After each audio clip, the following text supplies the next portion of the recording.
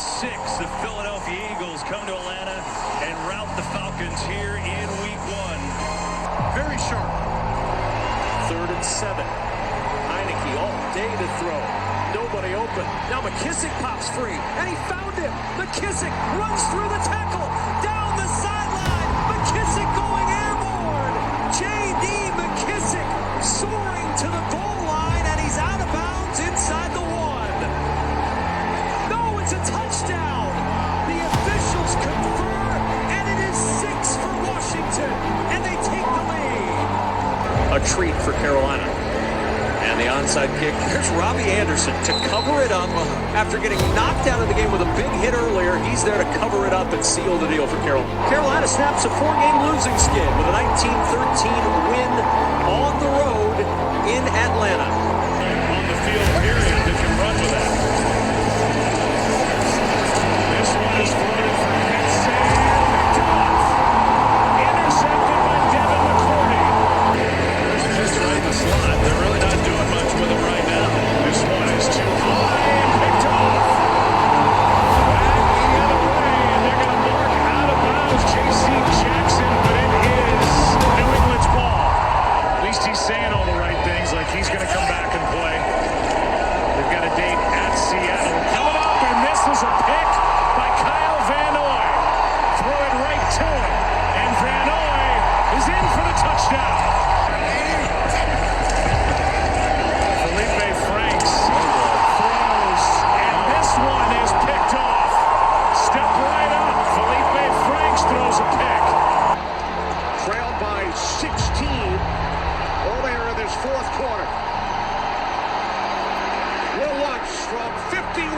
To give New Orleans the lead. You have plenty of time to work this. Look at all this space out here.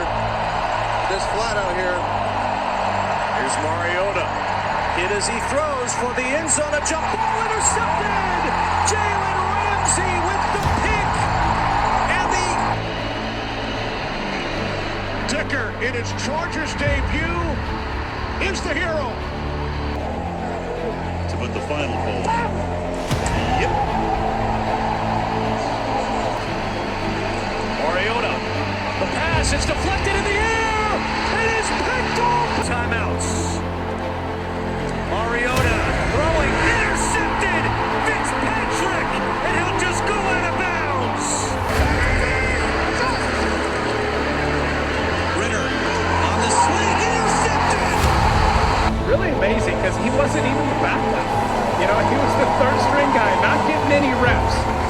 Having to bide his time and just try and learn on his own. Look at this, second rookie quarterback in NFL history. 4 passing touchdowns. Look who did it before him. And where did he do it? We're in the same number. The narrative can quickly change. The first place Falcons suffer the road loss. 3rd and 4.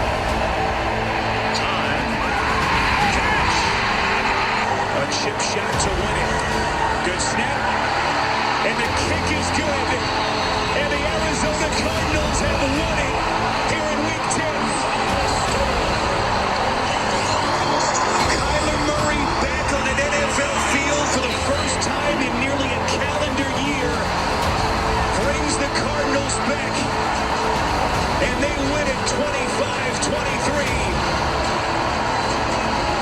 Their second win in their last 15 games dating back to last season. Again, the winner of this game takes sole possession of first place in the NFC South. 35 seconds. Mayfield to the end zone. It is caught. We'll try to move the Panthers to a win and deliver a huge blow to the playoff hopes of the Falcons and give Chris Tabor his first win as an NFL head coach, and he's done it.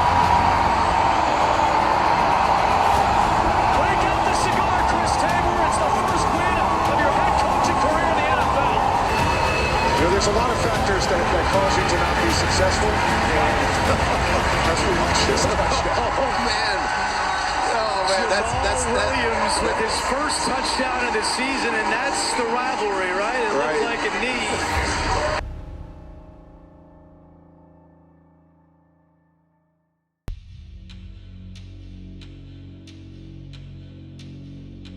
Some news out of Atlanta. It's actually become official now, not just an Ian Rappaport report. The Atlanta Falcons have confirmed after 3 years, Arthur Smith has been fired. 21-30 as a head coach there, not good enough. A lot of good young talent. The first time this has happened, it's not exactly happy news because the Atlanta Falcons have moved on from their head coach and Arthur Smith. Your take on that move? Well, I live in Atlanta, and really no surprise there. Atlanta's been in a bunch of games, but toward the end of the game, they just can't finish. And you hate to see a guy lose his job. Arthur worked extremely hard. His heart was in it, the city of Atlanta. But at the end of the day, they need a coach that can take them to the next level, and he's not the guy. Where I'll say I can understand them going, forget Arthur Smith, right? And let's fire him and keep Terry Fontenot a little bit is because I do think they're a pretty damn talented football team across the board. They got one of the better defenses they put together pretty damn well. One of the best offensive lines in football. They got Bijan Robinson, right? Drake London, Pitts. You know, been a lot of complaints down there that those two guys aren't used the proper way at all at times, right? So I think that's where and then Arthur Smith behind the podium and the way that he's so straightforward.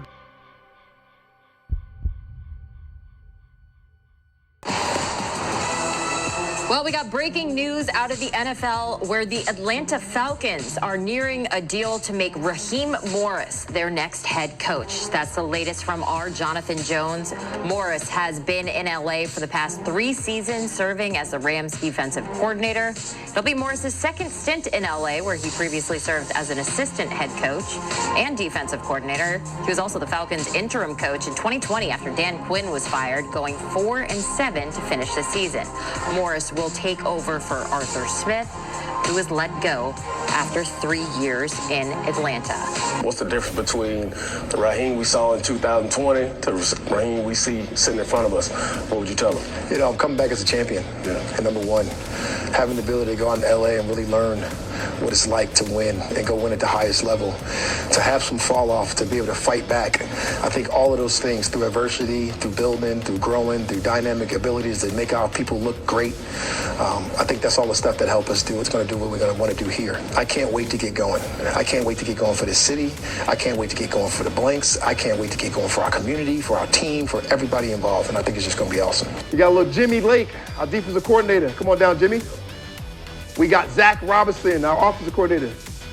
And we have Marquise Williams returning as our special teams coordinator. Young Keese. No doubt about it. The guarantee is going to be the biggest thing for me here, because this is something with the Vikings that Kirk Cousins camp and the Vikings were unable to come to an agreement to as far back as last year.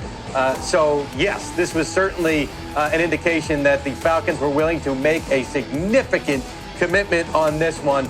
And it was not without a final push from the Vikings. My understanding was last night they really came strong, even into today, to the point where the Falcons knew that it was going to be a potential bidding war here, Ian, and that the price was going to be pushed up by the fact that the Vikings were making this final push to potentially bring Kirk Cousins back. But Cousins now heads to his third team, another fresh start for Kirk Cousins in his career.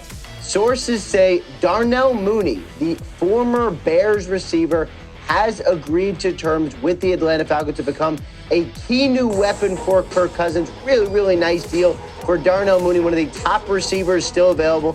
He gets a 3-year, $39 million deal, $26 million fully guaranteed in a deal negotiated by David Mulugheta and A.J. Stevens of Athletes First. Breaking news out of the NFL, where the Patriots are trading Pro Bowl pass rusher Matthew Judon to the Atlanta Falcons. That's the latest from our senior NFL insider, Jonathan Jones. In return for Judon, New England will reportedly receive a 3rd-round pick in the 2025 NFL Draft.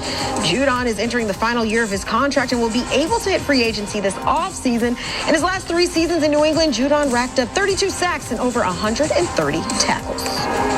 Justin Simmons is now also a member of the Atlanta Falcons, a safety from the Denver Broncos that was on the market for a long time. Free agent. Nobody was really understanding why he wasn't signing anywhere. Well, took a trip to Atlanta a couple days ago. Now he is signing a 1-year, $8 million deal with Atlanta. Justin Simmons, like Pro Bowl, All-Pro guy, was a free agent just hanging for a long time. But he's a beast in Atlanta now with Raheem Morris as the head coach, obviously defensive guy. what they have done for this defense, for Raheem Morris, who everybody says, mastermind, got it figured out, got the boys going.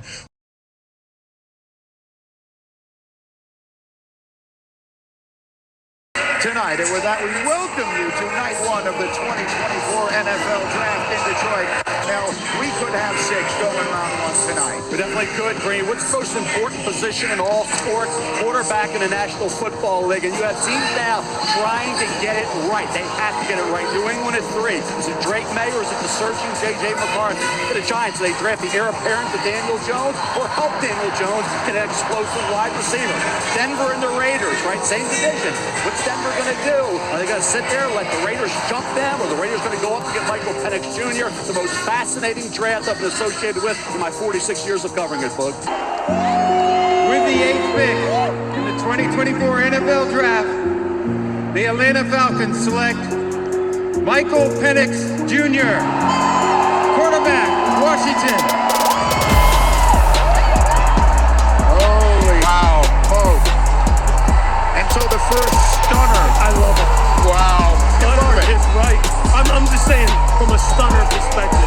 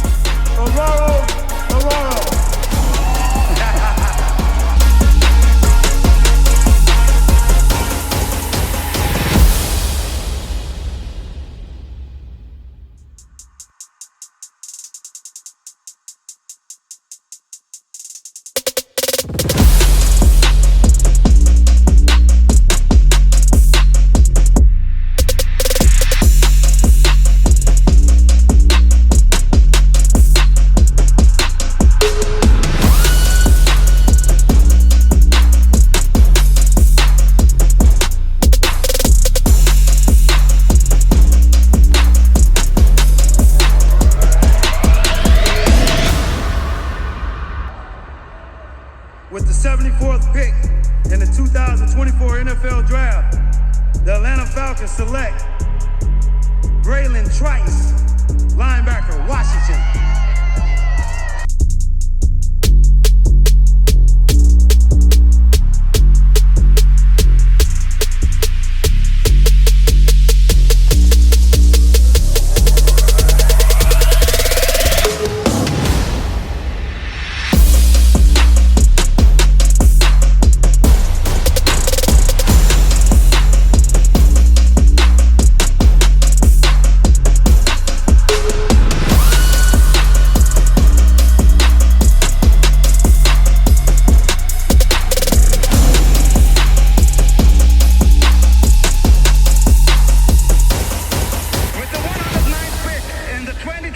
NFL Draft, the Atlanta Falcons select Brandon Dollars, defensive end, Oregon. Let's go.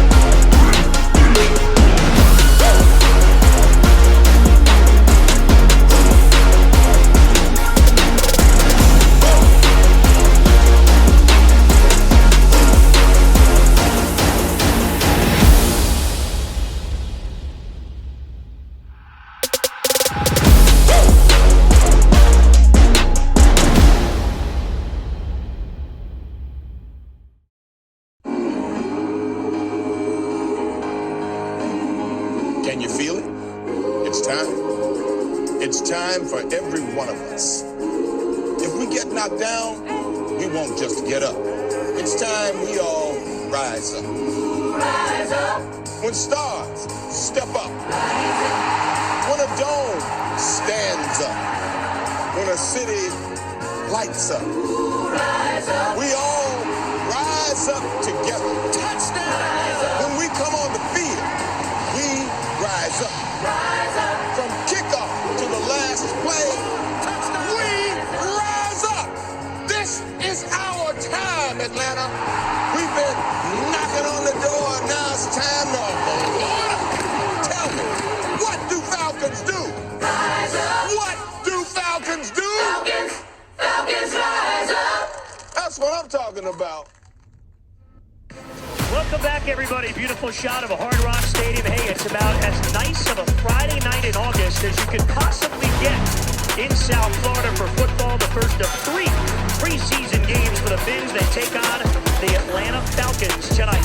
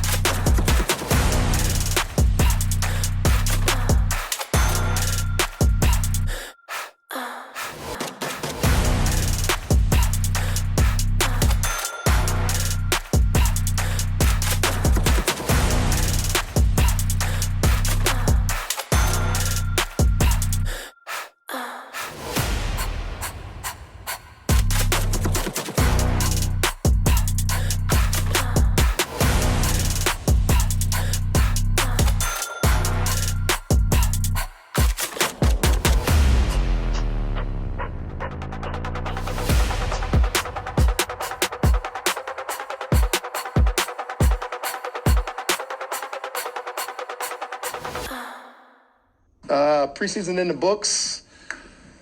Hard decisions for all of us. You know, obviously this is the hardest part for coaches.